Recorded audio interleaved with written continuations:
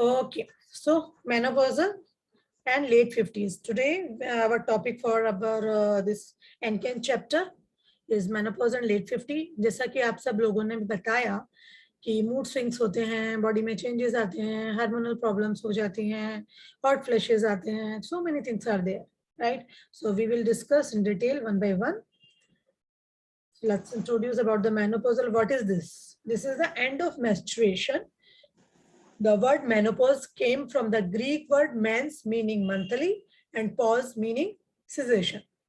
Okay, so menopause is a part of a woman's natural aging process when her ovaries produce lower level of the estrogen and progesterone and when she no longer able to become pregnant.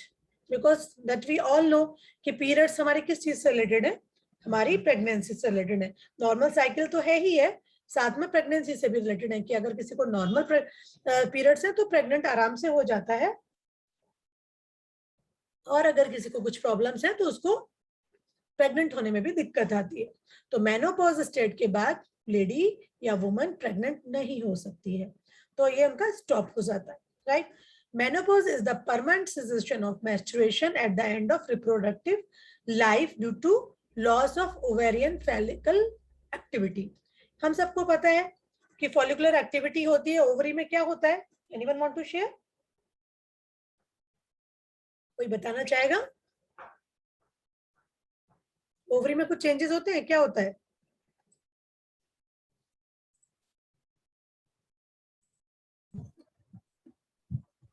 कोई सुनने के mood में नहीं हो? नहीं ma'am, सुन रहे हैं लेकिन साइंटिफिक टर्म्स नहीं बोल पाएंगे क्योंकि ओवरी में एग रिलीज होता है. कोई बात नहीं. हाँ, क्या होता है? एग रिलीज होता है और उसके बाद पूरी लाइनिंग एक आपकी क्लीन होती है. ऐसा बस सुनते आए हो वही चीजें कि आपको यूट्रस का पूरा एक लेयर आपका जो है. ट्रू है, कह रहे हो, सेइंग राइट कि जो हमारे ओवरी का क्या काम होता है? एक्चुअली ओवरी का काम होता है ओव्यूलेशन करना, राइट. हमारा बॉडी का जो साइकिल होता है वी कैन से 21 डेज साइकिल. तो 14 डेज के आसपास ओव्यूलेशन होता है. ओव्यूलेशन होने के बाद इफ कंसीव कर लेते हैं तो ओवम और स्पर्म मिलकर के आपके जाइगोट बनाते हैं. ओके, यानी कि प्रेगनेंसी हो जाती है. अदरवाइज क्या होता है, वो आपका जो प्रेगनेंसी अगर नहीं हुई है तो आपका एग रिलीज हो जाता है और वो एग जो रिलीज होता है 21 से लेकर 28 डेज तक या समटाइम्स 35 डेज तक भी. In between during this period वो जो लाइनिंग प्रिपेयर होती है, क्योंकि एवरी मंथ होता है क्या, हमारी बॉडी प्रिपेयर होती है फॉर द प्रेगनेंसी. हमारा यूट्रस मतलब नेचुरली प्रिपेयर होता है कि आपका क्या कहते हैं 14 डे में ओव्यूलेशन होगा. उससे पहले हमारा यूट्रस एकदम स्ट्रांग हो जाएगा, उसके अंदर की लाइनिंग थिक हो जाएगी, सेल्स डेवलप हो जाएंगे. ओके, लेकिन प्रेगनेंसी हो गई तो वेल एंड गुड, क्योंकि प्रेगनेंसी होने का तो उसको तैयारी करनी होती है ना कि जहां पर आपका जो एग आराम से रह पाए वो, क्योंकि वो बड़ा होगा साइज में. अगर सेम ही पतला दुबला सा रहेगा यूट्रस तो नहीं झेल पाएगा ना जो ग्रोथ हो रही होगी अंदर बेबी की, राइट. लेकिन व्हेन वी डोंट कंसीव तो वो हमारा जो फॉलिकल है वो रप्चर हो जाता है और वो हमारा बाहर थ्रू द वेजाइना आ जाता है in the form of periods. तो ये जो पीरियड्स है वो आपके जो फॉलिकुलर एक्टिविटी थी कि ओवरी हर महीने एक क्या कहते हैं फॉलिकुल आपका फॉलिकुलर आपका प्रोडक्शन होगा और उसका सेसेशन होगा, फिर उसके बाद शेड आउट होगा, वो सारा जो प्रोसेस है वो खत्म हो जाता है रिप्रोडक्शन का. सो इन दैट वे मेंस्ट्रुएशन बंद हो जाता है, राइट. क्लियर है भी, है ना? ये चीज आपको पता है, लेकिन इसको इस तरह से कहेंगे. ओके, अब हम जानेंगे कि फेजेस क्या क्या है. मेनोपॉजल सबको पता है कि ऐसा नहीं है कि अचानक से पीरियड बंद हो गए, ऐसा बहुत रेयर केसेस में होता है. इसके कई फेजेस हैं. We can say 4 phases of the menopause. Number 1 of the phase is premenopause.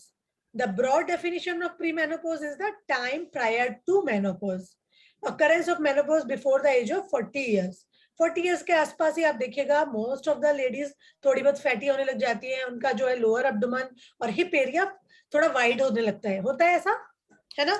और हम कहते हैं यार हार्मोनल चेंजेस हो रहे हैं, 40 साल के हो गए अब तो मोटे हो रहे हैं. हम लोग कई बार एक्सक्यूज देने लग जाते हैं ये वाला, करेक्ट है ना? क्या यार हम 40 के हो गए इसलिए मोटे हो रहे हैं. होता है कि नहीं होता? आई थिंक जो 40 क्रॉस कर चुके हैं उन्होंने सबने फेस किया होगा ये वाला फेज कि जब आप 40 या 45 के होते एक बार आप मोटे जरूर हुए थे. आपका मेनोपॉज आया हो या ना आया हो बट आप मोटे जरूर हुए होंगे, राइट? है ना? ठीक है. तो इसी तरीके से सेकेंड फेज हमारा क्या रहता है, हमारा पेरीमेनोपॉज। पेरीमेनोपॉज में क्या है आपका, broad definition of premenopause, a period of woman's life characterized by the physiological changes associated with the end of reproduction capacity and terminating with the completion of menopause, also called climacteric. Okay, physio अभी तो हमें जैसे पता चल रहा है ना कि लाइक हमारा वेट बढ़ रहा है, ये हो रहा है, हार्मोन चेंजेस हो रहे हैं, बट इस टाइम पे और फिर और भी बाकी की चेंजेस हमारी बॉडी में होने लग जाते हैं।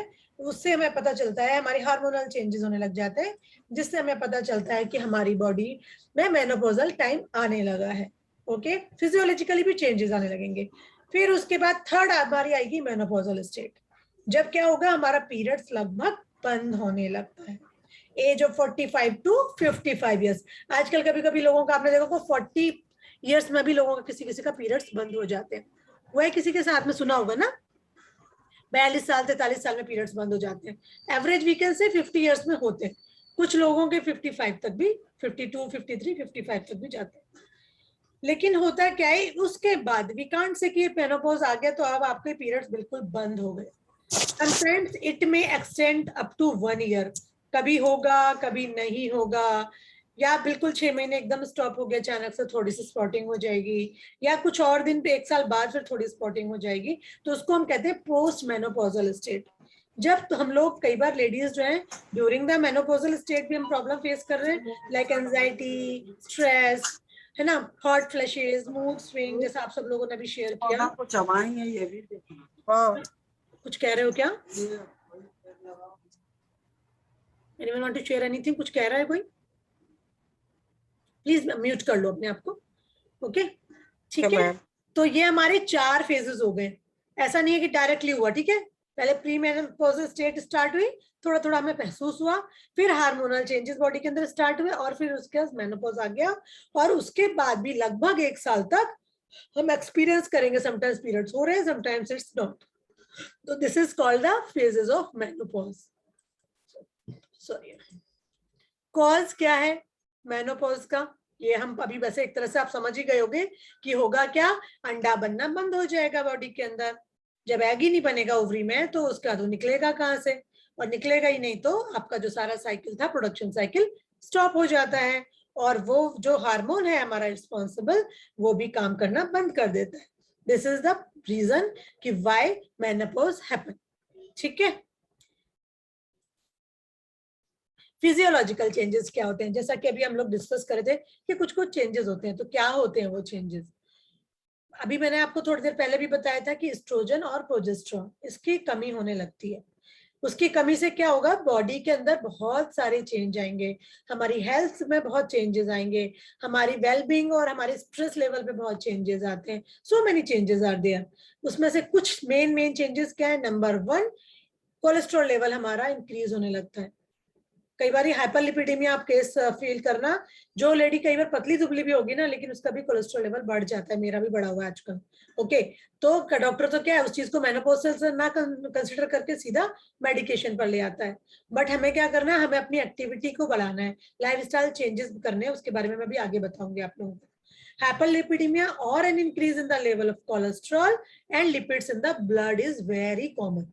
This lead to gradual rise in the risk of heart disease and stroke after menopause.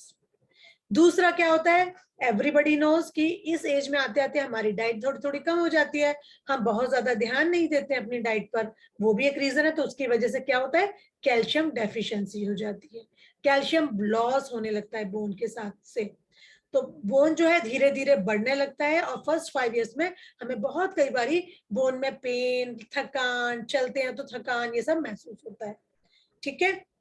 ये हमारा मेनोपॉज स्टेट के बाद थोड़ा ज्यादा होने लगता है। तो उसकी वजह से क्या होगा, कई बार ऑस्टियोपोरोसिस होता है, कई बार ऑस्टियोपेनिक भी हो जाता है। ऑस्टियोपेनिक से स्टार्ट करके ऑस्टियोपोरिक, और उसके बाद ऑस्टियोमलेशिया, ठीक है। मतलब starting of the bone density लो है, बोन डेंसिटी धीरे धीरे, अगर हम अपना ध्यान नहीं रखेंगे, एक्टिविटीज नहीं करेंगे और खाना ठीक से नहीं खाते हैं, तो हमारी बॉडी जो है अब्जॉर्प्शन पावर कम होने लगती है और बोन डेंस नहीं रहती है, ठीक है, और वीक फील करने लग जाते हैं। तीसरा, जैसे अभी अभी किसी ने भी बोला था, गैस्ट्रिक प्रॉब्लम बढ़ने लग जाती है. यस, बिकॉज डाइजेस्टिव जो सिस्टम है हमारा वो भी इफेक्टिव होता है. Motor activity of the entire digestive tract is diminished after menopause. ठीक है. Intestine tend to be sluggish resulting in constipation. कई बार होगा, कई बार एसिडिटी होगी, किसी भी तरह की प्रॉब्लम फेस कर सकते हैं हम लोग. Okay. Urinary system, as the estrogen level decreases after menopause, the tissue lining, the urethra and the bladder become drier, thinner and less elastic. This can lead to increased frequency of passing urine as well as increased tendency to develop UTI. तो oestrogen level जो हमारे hormone की वजह से कम हो जाता है menopausal state के बाद, तो यूटीआई के चांसेस भी बढ़ जाते हैं. आपने बहुत सुना होगा, लेडीज जो ओल्ड एज लेडीज होती है उनको यूटीआई की शिकायत होने लगती है. बिकॉज दो रीजन, कि वो इन्फेक्शन का रीजन एक तो हमें साइंटिफिक समझ में आ रहा है कि जो हमारी लाइनिंग है, जो हमारे टिश्यूज है वो ड्राई होने लग रहे हैं, पतले हो गए हैं, लेस इलास्टिक हो गए हैं, plus again water intake, hydration हमारा लो रहता है, वो भी एक रीजन है. ओके, क्लियर है? ठीक है. Yes ma'am. सुन रहे हो ना सब लोग? सो तो नहीं गए हो? तो क्या टाइम चेंज हो गया, तुम लोग भूल गए हो शायद? सुन रहे हैं. सुन रहे. ठीक है. फिर क्या होता है, और क्या चेंजेस होते हैं हमारे जेनिटल ऑर्गन्स में? बहुत सारे चेंजेस होते हैं. यूट्रस जो होता है छोटा होने लगता है, फाइब्रोटिक हो जाता है कई बार due to atrophy of the muscle after the menopause. Okay. Cervix जो होती है स्मॉल हो जाती है, जो and appears to flush with vagina. Okay. Cervix हमारी स्मॉल होती जाती है तो वो एकदम एक तरह से स्क्वीज हो जाती है. Okay. Older women, the cervix may be impossible to identify separately from the vagina. इतना ज्यादा सिकुड़ जाती है. ठीक है. Vaginal and cervical discharge decreases in amount and later disappear completely. So dryness develop हो जाती है. That is also the reason at this age of menopausal state आपने देखा होगा लोगों में interest towards the sex कम होने लगता है, specifically women's में. Right? Ovaries become smaller and shriveled in appearance. Ovaries which produce little androgen during reproductive life begin to produce it in increasing amount. तो एंड्रोजन हार्मोन जो हमारा बढ़ जाता है. वेजाइना से क्या क्या सीन हो जाता है? वेजाइना म्यूकस मेम्ब्रेन थिन हो जाती है, loses its rigorosity after the menopause. Decrease in secretion make vagina dry. Sexual intercourse become painful and difficult due to pain from the dry vagina. Okay, this is the reason. So we need to cope up with all the situation of the life during this menopausal state. People will think like it's a menopausal, ठीक है, आपका period बंद हो रहा है, but जो इस दौर से गुजर रहा है और जो ये सब चीजों को फेस कर रहा है, अगर मान लीजिए सबको ये सारी प्रॉब्लम बहुत ज्यादा किसी को हो रही है, तो then just think about that lady कि हाउ शी इज सफरिंग. और ये जो चीजें menopausal, I don't think so कि जैसे यंग जनरेशन तो क्या है, मम्मी होती है केयर करने के लिए, बट हमारी एज में आकर के, हमारी इस एज में खासकर मेनोपॉजल स्टेट में कितने लोग इस बात को समझ पा रहे हैं कि इसकी केयर होनी चाहिए? राइट? होता है नहीं होता ऐसा? ये हम ही समझ पाते हैं, अच्छा मेनोपॉज हो रहा है हमको, ठीक है भाई, है ना?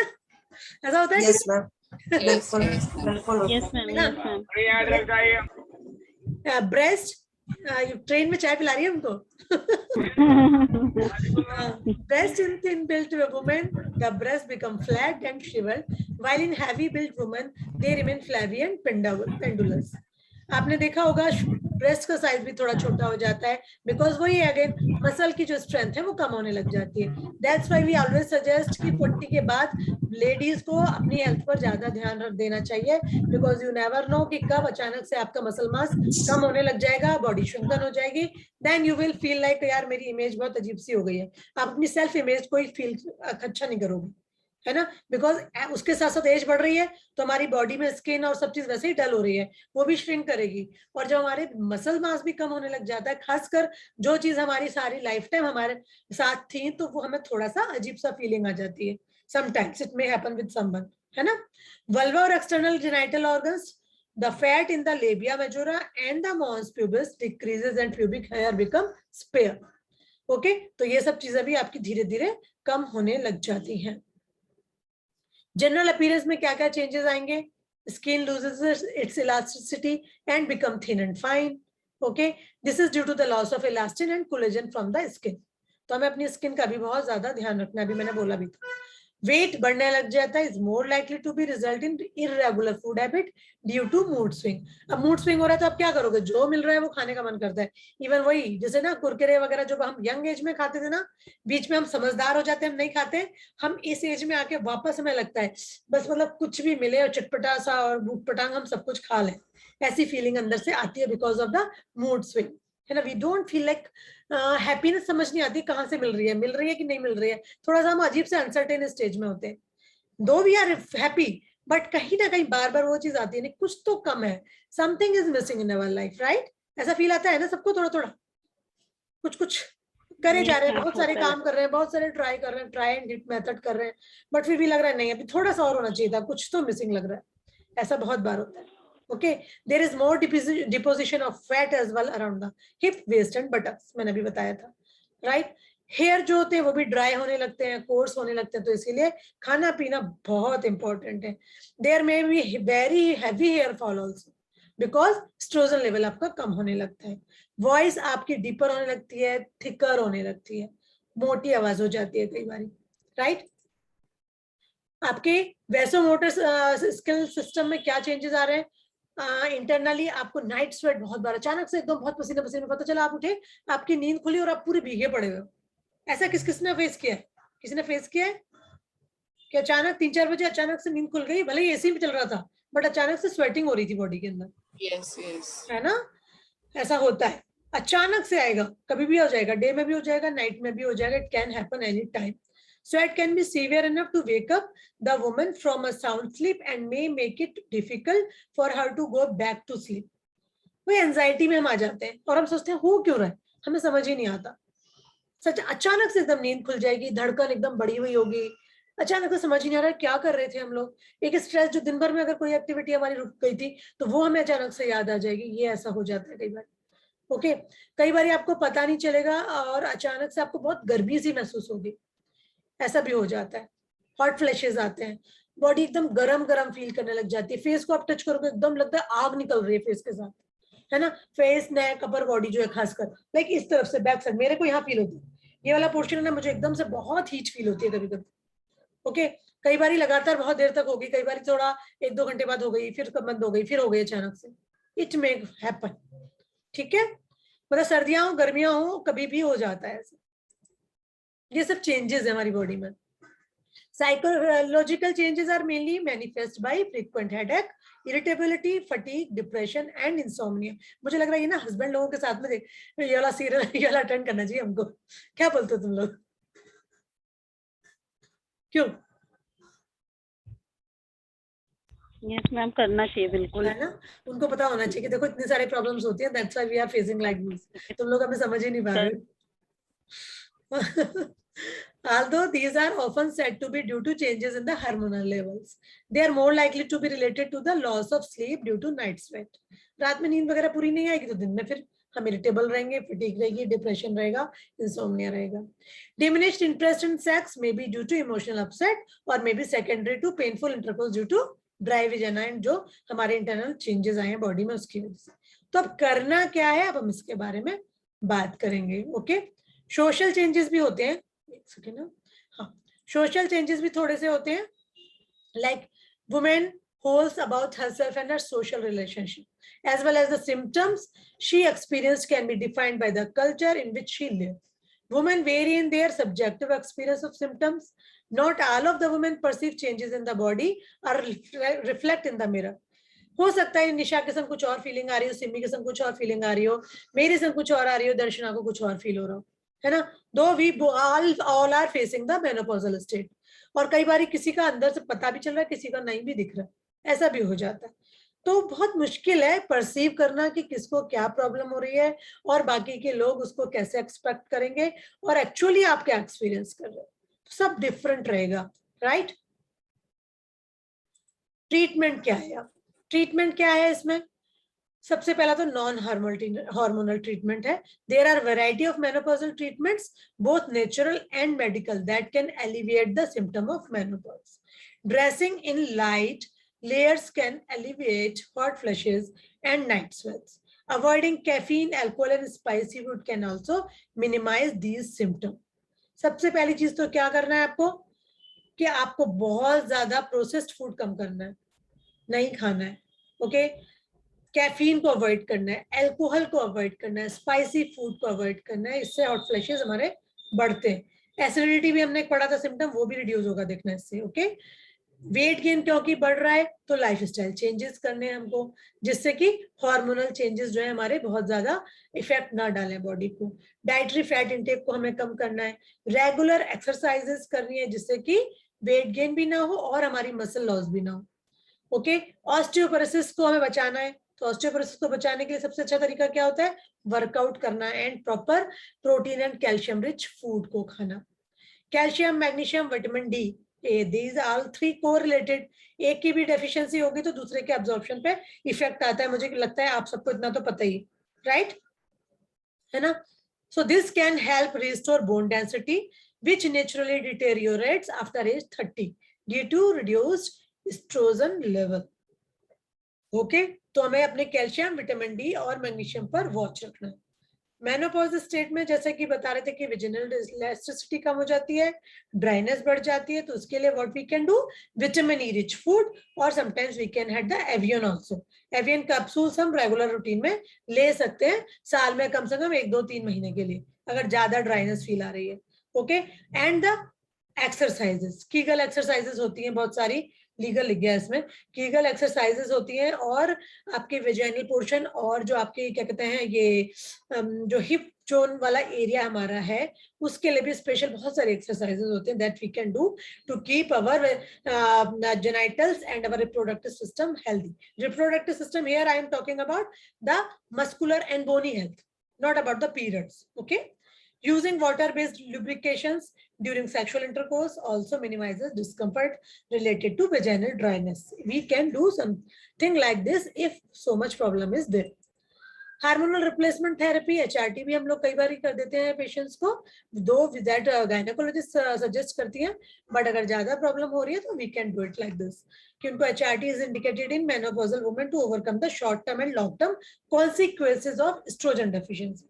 सडनली किसी को बहुत ज्यादा चेंजेस आ रहे हैं तो HRT थेरेपी आपने सुना होगा, कई बार 21 डेज की पिल्स देती हैं डॉक्टर्स, जिसको लगातार पूरे महीने पीरियड्स हो रहे हैं, 10-10 दिन 20-20 दिन पीरियड्स चल रहे हैं, अगर कंटिन्यूस चलेंगे तो आप समझ सकते हो ना कितना आपका हीमोग्लोबिन लॉस हो जाएगा। बॉडी बहुत वैसे ही already because of the hormonal level changes weak हो रही है और इससे भी वीक हो जाएगी, तो डॉक्टर आपको 21 डेज के लिए मेडिकेशन पर डालती है हार्मोन रिप्लेसमेंट थेरेपी, ओके।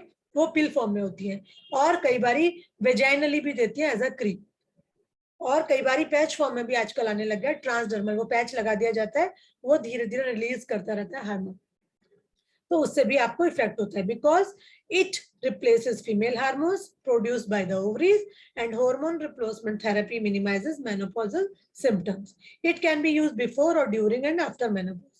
कुछ लोग इस थेरेपी के लिए चले जाते हैं, कुछ लोग अपना नॉर्मल साइकिल के थ्रू, लाइक वी डाइटिशियंस, हम अगर अपने आप से अपनी डाइट, एक्सरसाइज और मस्कुलर एक्टिविटी को प्रॉपर रखें, अपने मूड स्विंग को बचा कर रखें, तो we can improve our self by own also. लेकिन फिर भी अगर बहुत ज्यादा प्रॉब्लम आ रही है then we should also talk to the गायनिक, ओके, गायनेकोलॉजिस्ट से बात करेंगे या ऑब्स्टेट्रिशियन से बात करेंगे।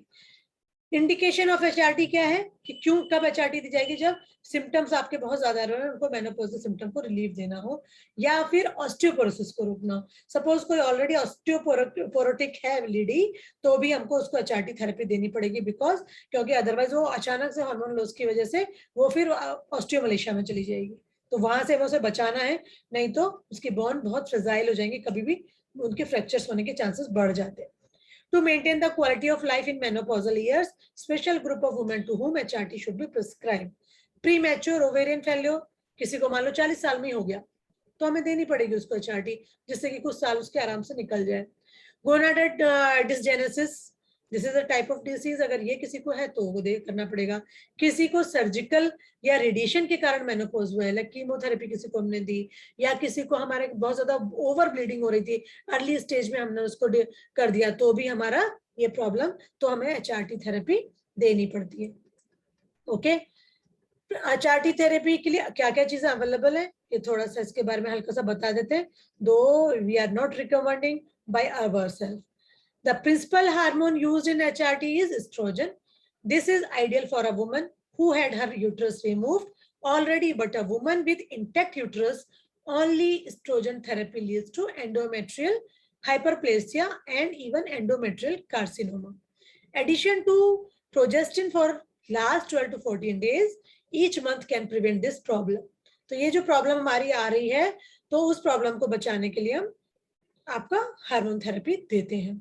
Commonly used estrogen are conjugated estrogen 0.625 to 1.25 milligram per day. Progestin used for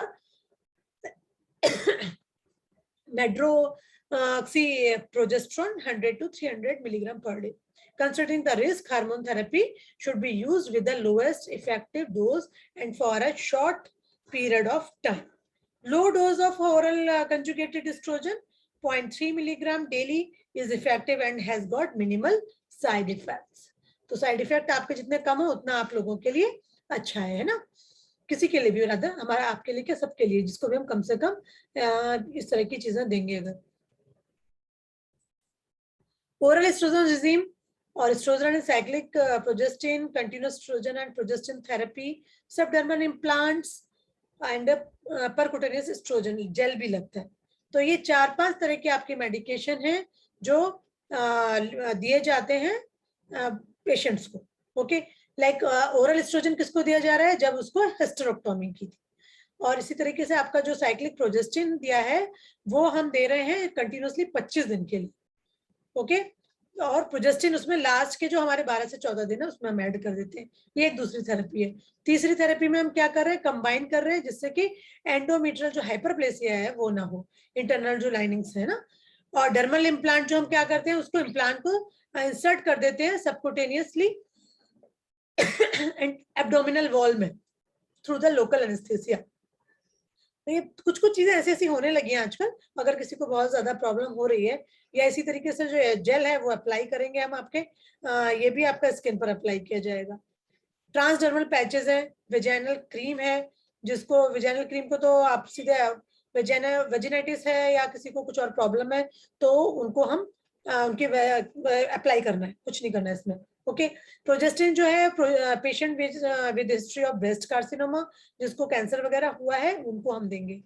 okay, और टाइपोलोन जो है आपका स्टेरॉइड है जो कि वीकली एस्ट्रोजेनिक है और प्रोजेस्टेरोनिक है या जो एंड्रोजेनिक प्रॉपर्टीज है उन पेशेंट्स को इस तरह की थेरेपीज दी जाती हैं जो कि हमारा रोल नहीं है.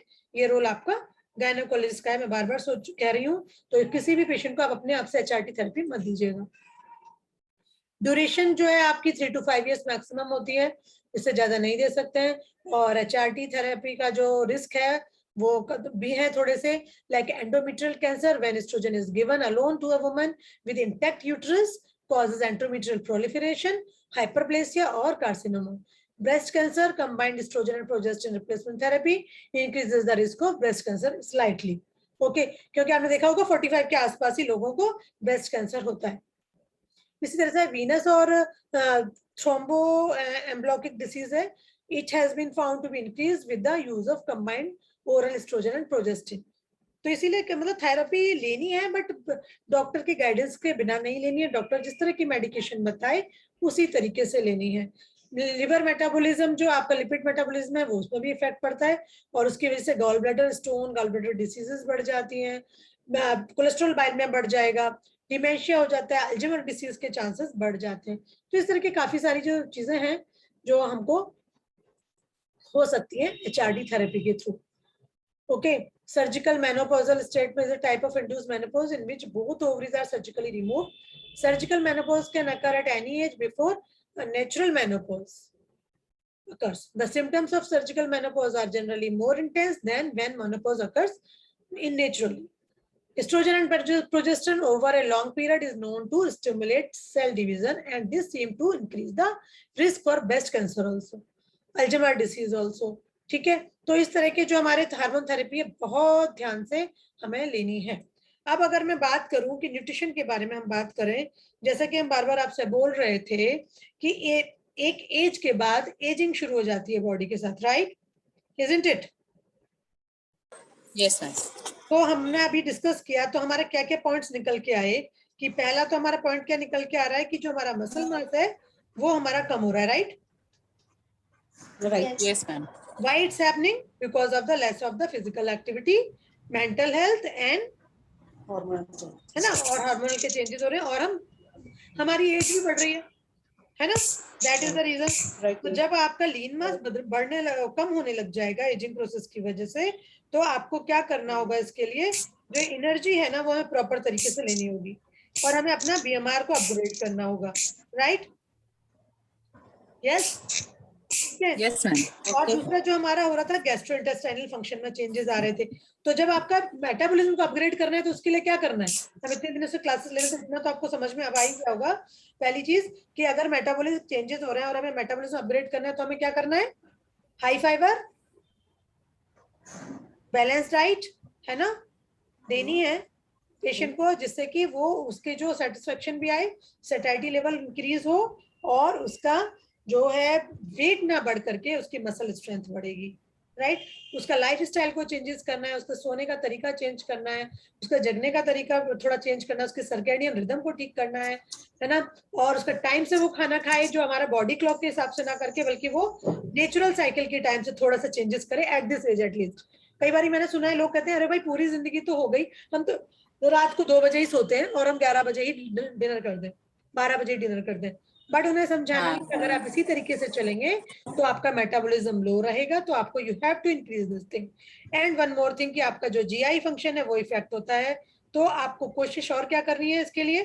खाना तो हमें खाना ही है भाई, अच्छा है ना, क्योंकि सिक्रीशन का जो गैस्ट्रिक जूसेस है या पेप्सिन है या इंट्रिंसिक फैक्टर्स हैं, ये हमारे सब रिड्यूस हो जाते हैं, जिससे क्या होगा, हमारा जो गैस्ट्रिक एम्प्टी है वो डिले हो जाती है। जब गैस्ट्रिक जूसेस लो होंगे तो हमारे जो पेट, एक टाइम होगा ना कि फूड पेट के अंदर गया, गैस्ट्रिक जूसेस ने काम करना शुरू किया और हमारा पेट खाली हो गया, राइट? गैस्ट्रिक गैस क्यों बनती है? अच्छा मुझे कोई बताना चाहेगा यहाँ पर? एनीवन? ड्यू टू आपका जूस का सिक्रेशन नहीं हो रहा जितना आप वो का डाइजेशन के लिए आपकी रिक्वायरमेंट है। कम अगेन निशा?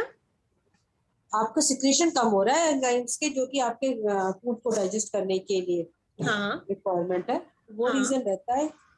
और स्टमक की भी में भी हो सकता है कि वहाँ के सेल आपकी वीक हो रही है ना। तो देखो, एक तो गैस्ट्रिक जूसेस जब आपके कम हो रहे हैं तो क्या हुआ कि हमारा खाना नहीं पचेगा ना पूरा अच्छे से, राइट? नहीं, जितने टाइम में पचना चाहिए उतने टाइम पे नहीं पचेगा, राइट? है ना। और जब वो सही से नहीं पचेगा तो क्या होगा? उससे क्या होगा? पेट में रहेगा खाना, हाँ, जिसकी वजह से गैस्ट्रिक की देर तक 2 घंटे से ज्यादा देर रहा, तो उसकी वजह से है ना। और उसकी वजह से फिर क्या होगा? अगर देखो कोई भी चीज, अपने खाना ही क्या छोड़ो, अगर आप घर में दूध का ग्लास एक बाहर छोड़ दो, आफ्टर सम टाइम फर्मेंटेशन शुरू हो जाती है, करेक्ट ना? तो जो फर्मेंटेशन, सेम थिंग हमारे पेट के अंदर भी होगी। खाना 2 घंटे तक वो बाहर नहीं निकला एब्डोमेन से, तो गैस्ट्रिक जूसेस कम थे, क्योंकि तो क्या शुरू हुआ, वहां पर हमारे जो भी फैक्टर्स थे, फर्मेंटेशन स्टार्ट हो जाएगा, और उसकी वजह से हमारी गैस्ट्रिक जो एम्प्टिंग है, पेट जो खाली हो जाता था खाना एब्जॉर्ब होने के बाद, है ना, वो अपने आगे बढ़ करके अपना जहां पहुंचना है रेक्टम में या जहां कहीं भी अब सेव होना है for the faeces matter, faecal matter के, ये वो नहीं पहुंचता है, तो हमारे जो गैस्ट्रिक एम्प्टिंग जिसे हम कहते हैं, खाली होना हो जो पेट का, वो डिले हो जाता है। और वो जब डिले हो जाता है तो उसकी वजह से क्या होगा कि जो आयरन का एब्जॉर्प्शन है, फोलेट का एब्जॉर्प्शन है, B12 का एब्जॉर्प्शन है, वो भी कम हो जाता है। तो आपने मोस्ट ऑफ द केसेस में देखा है ना लेडीज का इस टाइम पे, इस एज में भी, जैसे कि प्रेगनेंसी के टाइम पे होता था iron deficiency, folate deficiency, calcium deficiency और विटामिन B12, ये बहुत कॉमन है ना। तो दिस इज द रीजन कि उसकी वजह से हमारा ये एब्जॉर्प्शन इन न्यूट्रिएंट्स का नहीं हो पाता है। तो हमें इस पर ध्यान देना है कि प्रॉपर तरीके से आपका गैस्ट्रिक जूसेस बनते रहे, हम खाना वही खाएं जो गैस्ट्रिक जूसेस फटाफट उस पर काम करें और खाना हमारा बाहर निकले और एब्जॉर्ब हो जाए, राइट? कैल्शियम इंटेक भी कम हो जाती है, क्योंकि दूध वगैरह हम कम पीते हैं, मिल्क प्रोडक्ट हम कम कर देते हैं, तो और एब्जॉर्प्शन भी कम हो जाता है। एब्जॉर्प्शन क्यों कम हो जाता है? क्योंकि विटामिन डी की डेफिशिएंसी भी हो जाती है, होती है ना नॉर्मली।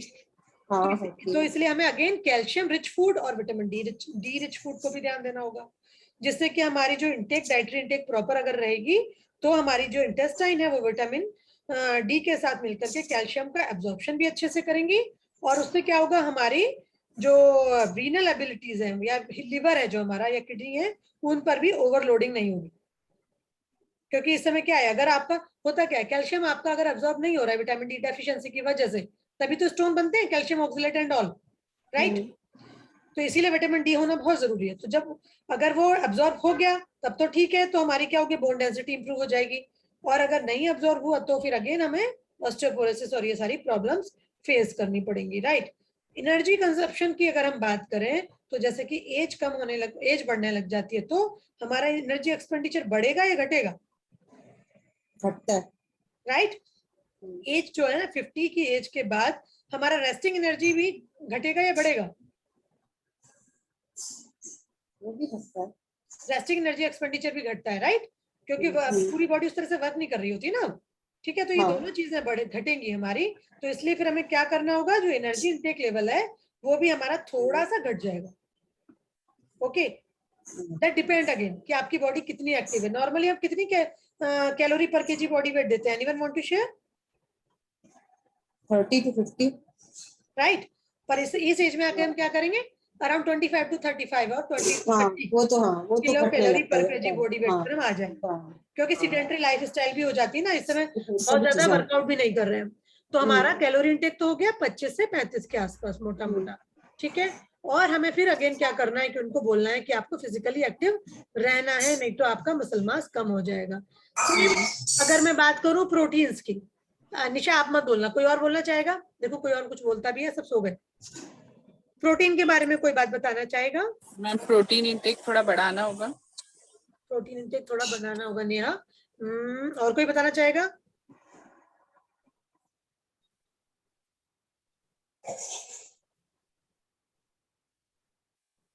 एनीवन? निशा? अभी मैम मॉडरेट रखना पड़ेगा क्योंकि फिर डाइजेशन का भी इशू रहता है ना इस वेट में। निशा? यस मैम, बढ़ाना है घटाना है? प्रोटीन का इंटेक बढ़ाना पड़ता है इसमें। अभी हमारा नॉर्मल, अगर एडल्ट का पूछूं तो कितने ग्राम पर केजी बॉडी वेट होता है? नॉर्मल का 0.8 से 1 ग्राम होता है, लेकिन अभी जो आपने कल भेजा उसमें जो मैम बताया है, मेरे एक्सपीरियंस में बता रहा है वो सही है, क्योंकि प्रोटीन का इंटेक सचमुच में 1 ग्राम बॉडी का डाइजेशन हमने देखा है नहीं होता है पेशेंट में, होता ही नहीं है।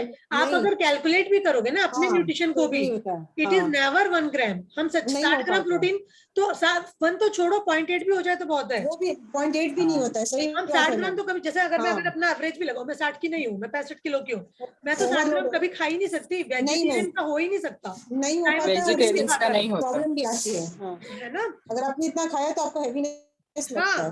you can't digest, our body can't digest that, right? RDA के अकॉर्डिंगली। हाँ, वो नया एक्चुअली आरडीए मुझे ग्रुप में आया था, तो अभी किसी ने मुझसे क्वेश्चन किया था एक बार बीच में शायद इस ग्रुप में ना, कि न्यू आरडीए किसी को चाहिए था, तो मैंने कहा मुझे मिला है, मैं फटाक से शेयर कर देती हूँ। हाँ, मैंने वो पढ़ा और मैं अपने एक्सपीरियंस में नहीं देती किसी को, राइट, लेकिन हम प्रैक्टिकली देख रहे थे कि वो हैवी कर देता था लोगों को।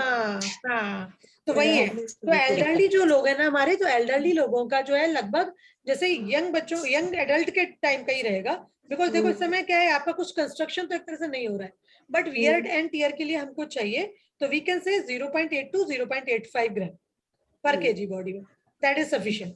1 ग्राम तक जाने की हमको जरूरत नहीं है, ठीक है। एक चीज हम बोले, हाँ बोलिए।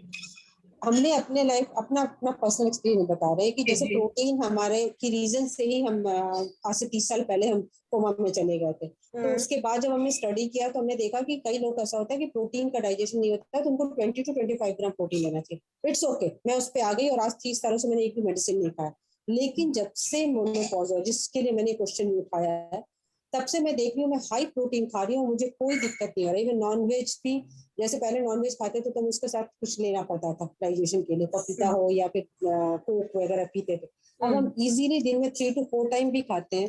तो ऐसा चेंजेस हम अपने बॉडी में प्रैक्टिकली देख रहे हैं, हाई प्रोटीन बॉडी नीड कर रहा है। मैं वही बोल रही हूँ ना कि हम लोग अगर 0.85 बोल रहे हैं ना, तो आप नॉर्मल रूटीन में देखो ना कि अगर मैं अपना वेट अगर 60 ग्राम भी काउंट करूं, तो मैं 45 ग्राम नहीं खा रही थी नॉर्मल रूटीन में, मैं 48 ग्राम के आसपास खा रही थी। इस समय क्या होता है, हंगर पैंक्स भी आते हैं, बिकॉज मूड स्विंग हो रहे हैं ना। तो जब आपको मूड स्विंग हो रहे हैं तो इस टाइम पे आप अगर प्रोटीन रिच चीज कोई खाओगे, तो we can say like this कि इस समय हम अगर प्रोटीन बढ़ाते हैं तो हमारी बॉडी अब्सॉर्ब कर रही है अच्छे से, तो हम प्रोटीन को बढ़ा सकते हैं, ठीक है ना।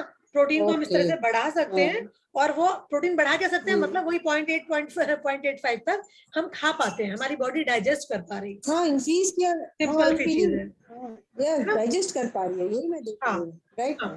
और विटामिन डी का सप्लीमेंटेशन और जो वाटर सॉल्युबल विटामिन हैं उन सबकी रिक्वायरमेंट भी हमारी बॉडी में इस समय बढ़ जाती है। ओके, क्योंकि अब्जॉर्प्शन इंटेस्टाइन का लो हो जाता है, तो इसलिए उसका भी हमें थोड़ा सा ध्यान रखना है कि B12 और फोलिक एसिड और विटामिन बी जो भी है और बी कॉम्प्लेक्स हो गया या विटामिन सी वो भी प्रॉपर लेते रहें, क्योंकि आपने देखा होगा इस टाइम की एज में लेडीज आपस अपने आप अपना ध्यान रखना शुरू कर लेती हैं, नारियल पानी भी पी रही होंगी, शिकंजी भी पी रही होंगी, ऐसे कुछ ना कुछ है ना। इसके साथ में अगर आपको जरूरत पड़े तो आप क्लिनिकल कुछ सप्लीमेंटेशंस भी दे सकते हो इस टाइम पे, अगर जरूरत है तो। अगर नहीं जरूरत है then there is no harm in that. Okay, that is up to you. तो हम लोग क्या कर सकते हैं कि लाइक आरडीए की अगर मैं बात करूं तो इस समय हम लोगों को 0.8 के आसपास हो गया प्रोटीन, विटामिन ए और विटामिन डी वगैरह जो सब है, जो भी मतलब बाकी चीजें हैं वो लगभग जो एडल्ट में हम दे रहे थे, बीच में हमने कम कर दी शायद किसी भी वजह से, तो हम मोर और लेस उतनी ही देते हैं। और वी कैन से लाइक जितना मेल का इस समय रिक्वायरमेंट बॉडी का है, मोर और लेस फीमेल का रिक्वायरमेंट भी उतना ही होता है इस समय। अदरवाइज आप बल्कि बोलोगे ना कि मेल को ज्यादा रिक्वायरमेंट होता है हर चीज का, है ना, मिनरल वाइज और विटामिन वाइज, बस इस एज में आकर के मेल और फीमेल की डाइट इक्वल हो जाती है। ओके, इवन वी कैन से कि मैग्नीशियम की रिक्वायरमेंट हमारी बॉडी में ज्यादा हो जाती है। ओके, मैग्नीशियम हमको एक्स्ट्रा चाहिए इस टाइम पे, और बाकी का मोर और लेस लगभग सब कुछ इक्वल है। मेरे पास मुझे एक मिल गया था ये, तो मैं आप लोगों से ग्रुप में भी शेयर कर दूंगी, ठीक है, जो आरडीए हमारा है एल्डरली एडल्ट्स का, अभी शेयर कर देती हूँ, ठीक है।